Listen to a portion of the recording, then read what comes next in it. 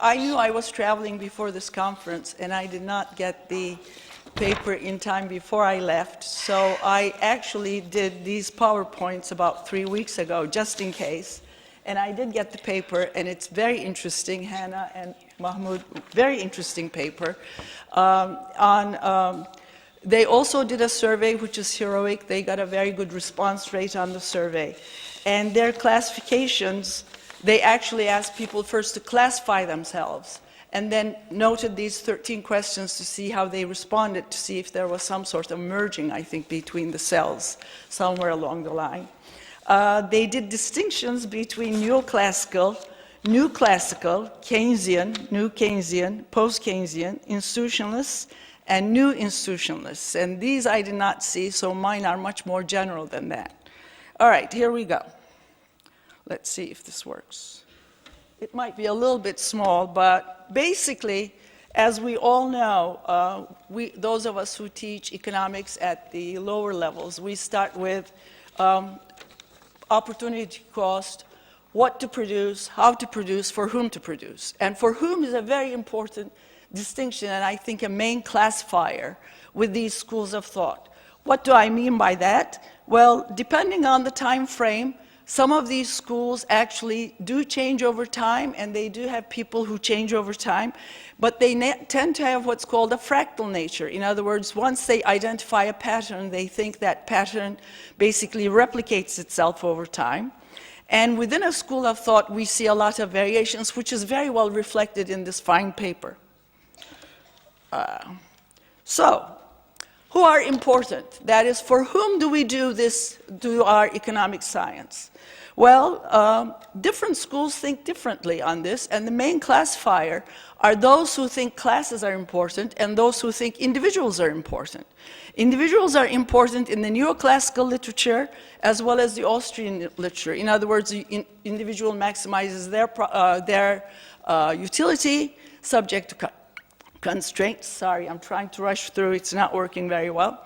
On the other hand, the ones who basically say, no, it's classes who are important, that's classical, Marxists with the proletariat class, Keynesians with the unemployed. And then there are groups which go for hybrid classes, which is developmentalists, where we look at poor and poverty, that's Sen and Kuznets. And then groups which say, no, it's individuals plus institutions. Those are the institutionalists and the behaviors. Right off the bat, we start with a classification scheme that really distinguishes these schools, especially between those who believe in classes, individuals, and a hybrid model. All right. How about whether you can forecast or not, whether you can tell what's coming down the line with respect to economics? That is the economic world certain? Again, there are differences between these schools. Certain and predictable. That's classical, that is Marxist, which actually nailed the first business cycle model, even though it was just one business cycle.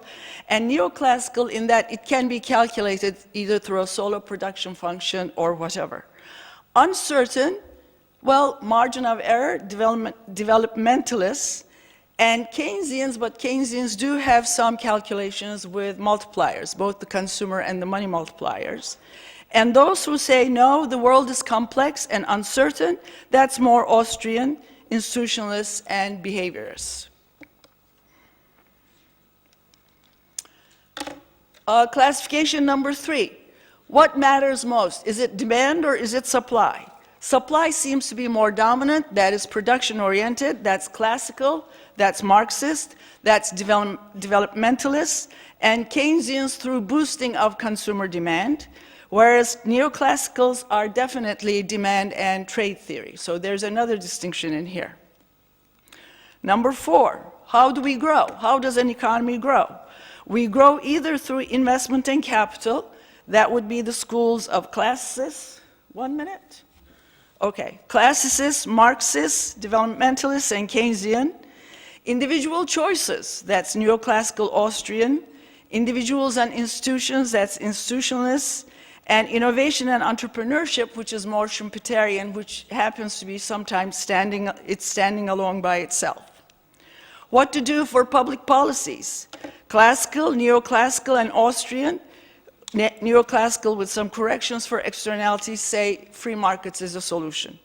Post-revolution central planning, that is a Marxist policy. Government intervention fiscal policies, that's economic development people, all right, and Keynesians. And not clear, can vary by economists, are basically the other groups. It can depend on the person. So, my view,